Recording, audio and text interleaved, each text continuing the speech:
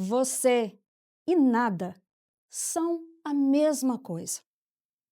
E se hoje o seu superior falasse isso para você na frente dos seus colegas ou de sua equipe? Como você reagiria a essa fala? Pois bem, hoje eu vou te contar que eu ouvi isso há um tempo, na época que eu era gerente de negócios de uma grande instituição financeira. Me lembro como se fosse hoje. Era uma quarta-feira à tarde. Eu estava no escritório com outros gerentes. Eu atendia duas regiões. Uma região ficava aqui, na capital. A outra ficava no interior. Na época era muito corrido. Eu tinha metas gigantescas e aquela pressão que toda grande instituição financeira tem. Então, voltando lá para a plataforma onde eu estava naquela quarta-feira, eu encontrei uma colega minha que também atendia essa região na capital. E aí falei para ela que eu tinha começado há pouco tempo a atender essas gerentes, mas ainda não sentia aquele entrosamento. Ela falou assim: Isa, a gestora regional está aqui no prédio. Eu sou mais próxima dela, então eu vou te levar lá, você se apresenta e será muito mais fácil de você se aproximar da região. Ok, eu achei a ideia perfeita. Eu realmente precisava conhecer a gestora dessas gerentes, apesar que o meu trabalho na região não dependia exclusivamente dessa gestora, porque isso já tinha sido acordado com a diretoria, lá em cima. A sala dela não ficava no mesmo andar que o nosso, ficava em outro andar. Então fui com essa minha colega para lá. Quando eu cheguei, logo quando eu abri a porta, ela estava ali, uma mesa de reunião com 4 lugares. Ela estava sentada bem na cabeceira, na ponta. Quando eu coloquei o pé na sala, ela me olhou, de baixo para cima. Eu já achei estranho, mas tudo bem, pode ser coisa da minha cabeça. E aí a minha colega foi e falou: Oi, tudo bem? Eu aproveitei e trouxe a Isa, que ela atende a sua região agora, e ela tem ideias interessantes para melhorar as vendas. Ela virou para mim, olhou novamente de baixo para cima, e aí ela disparou a seguinte frase: Você e nada são a mesma coisa. As minhas gerentes não precisam da sua ajuda. Eu vendo sem você. O que eu fiz? Nada. Eu simplesmente fiquei ali, chocada, com aquela agressão gratuita, mas não fiz nada. Eu levantei, peguei o meu cartão e deixei ao lado dela. Aqui tem os meus contatos. Se você precisar de algo, você sabe onde me encontrar. E fui. Confesso que eu ainda estava um pouco atordoada com tudo aquilo. Afinal, era a primeira vez que eu tinha conhecido aquela mulher. Não tínhamos relação nenhuma. E veio aquela enxurrada de agressões. E liguei para a minha gestora. Contei o ocorrido e aí a minha gestora simplesmente falou: é assim mesmo, vida que segue. E foi isso que eu fiz. Eu fui fazer o meu trabalho.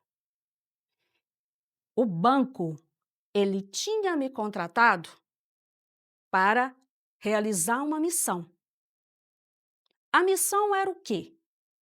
Era fazer com que essas regiões melhorassem as vendas, o atendimento ao cliente. Então, eu estava ali para fazer isso, não para fazer com que aquela gestora gostasse de mim. E você sabe o que aconteceu?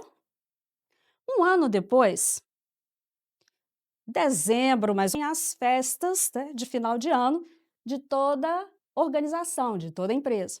Eu recebi um convite. Sim, recebi um convite da mesma região, da mesma gestora que tinha falado para mim que eu e nada são a mesma coisa. Então, fui, até porque esta festa não tinha só a região dela, também tinha outras regiões que eu também atendia. Fui para a festa com o meu coração aberto e missão totalmente cumprida. Sim, eu entreguei o que realmente o banco queria que eu fizesse. E aí, pasme, o que aconteceu? Ela me viu na festa, olhou para mim e disse: Isa, as minhas gerentes te amam. E eu, ó, que bom. E elas falaram que você fez um trabalho excelente na região.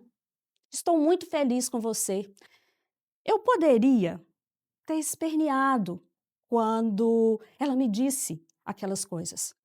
Eu poderia ter ficado ruminando por que ela fez isso, por que aquela mulher me agrediu, ou então eu poderia ter reclamado para a diretoria. Eu poderia ter feito um monte de coisas, mas eu não fiz isso. E você sabe por que eu não fiz isso? Porque a minha missão dentro daquela instituição não era fazer aquela gestora gostar de mim. Este não era o objetivo. O objetivo era fazer o meu trabalho o melhor possível para alavancar as vendas daquelas gerentes, daquelas agências. E foi isso que aconteceu. Eu não parei no meio do caminho para lamentar e nem chorar. Eu fui procurar o quê? Novas alianças, novos aliados e executar a missão. A lição realmente que eu quero que você entenda é que você não pode parar o seu objetivo, a sua meta, esperando que os outros venham e validem o seu comportamento, a sua postura. Você não precisa com que o externo goste de você. Você não precisa da validação do externo para você executar o seu objetivo. Veja só, imagine se o meu objetivo aqui fosse exclusivamente fazer com que você gostasse de mim. Que todos aqui no estúdio de gravação gostassem de mim. Qual seria o seu entendimento em relação a isso? Que eu não estou preocupada com você. Eu não estou preocupada se o que eu vou falar para você vai mudar a tua vida. Quando eu fico focada em que o externo goste de mim, que o externo valide as minhas ações, o meu cabelo, a minha roupa, o meu corpo, eu não estou pensando em você. Eu estou pensando em mim. E aí eu te pergunto, é essa a versão de mim que você quer? E essa postura a gente precisa sempre lembrar quando vamos falar em público, quando vamos gravar um vídeo. Às vezes ficamos tão submersos. Como que eu ficarei na frente das câmeras? O que as pessoas iam pensar quando eu estiver falando em público?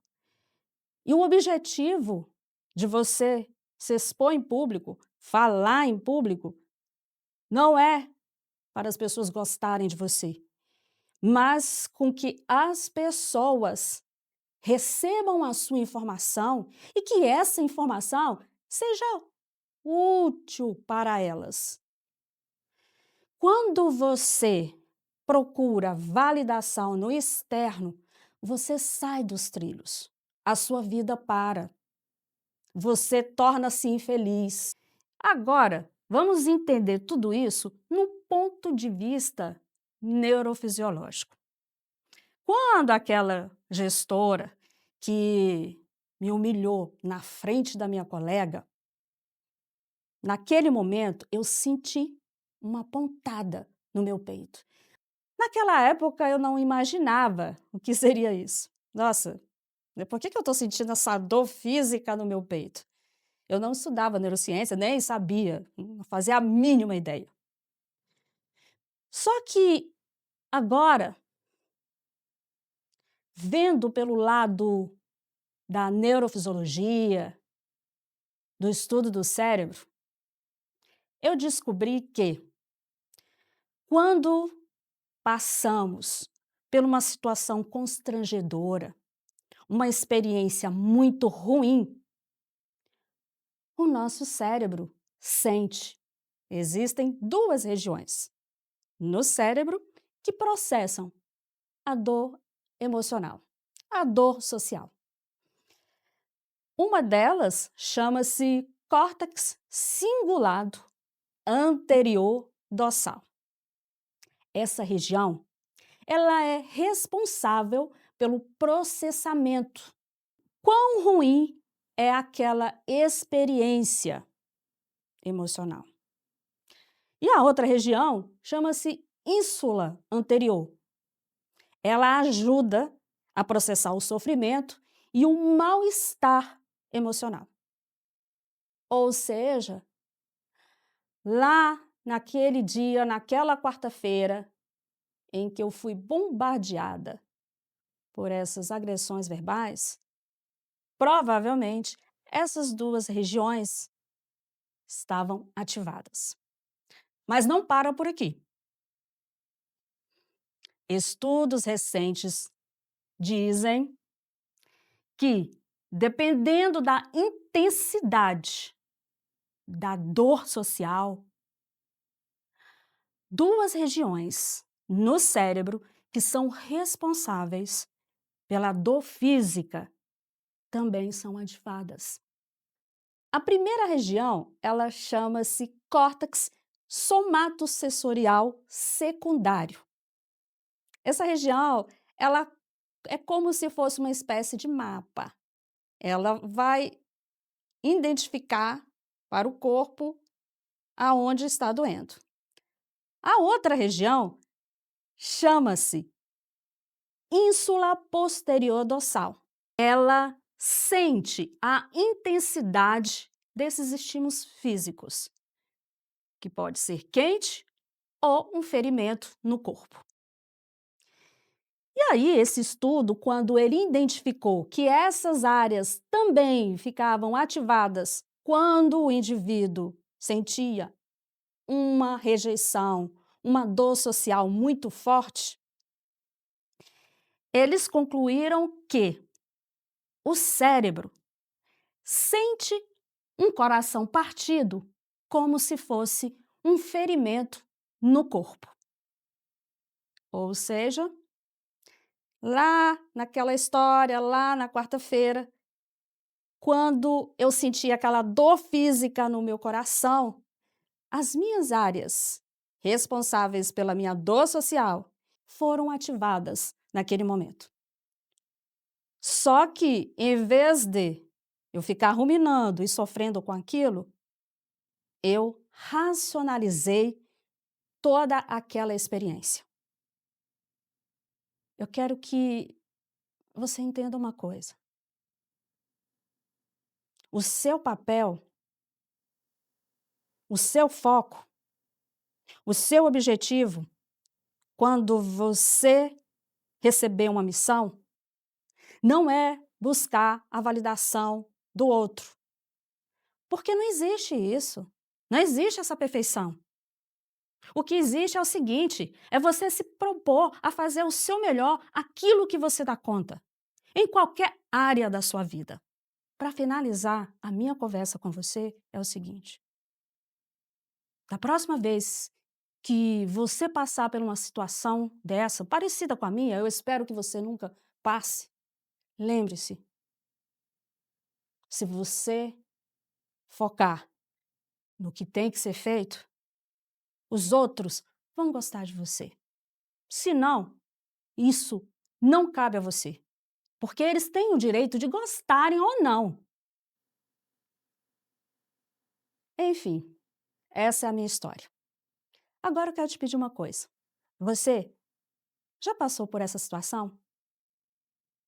O seu coração já ficou partido com uma rejeição? Deixe aqui nos comentários. Fale a sua experiência, fale o que você fez. Isso vai servir de exemplo para outras pessoas também saírem dessa corrida, dessa busca da validação externa. Até o próximo.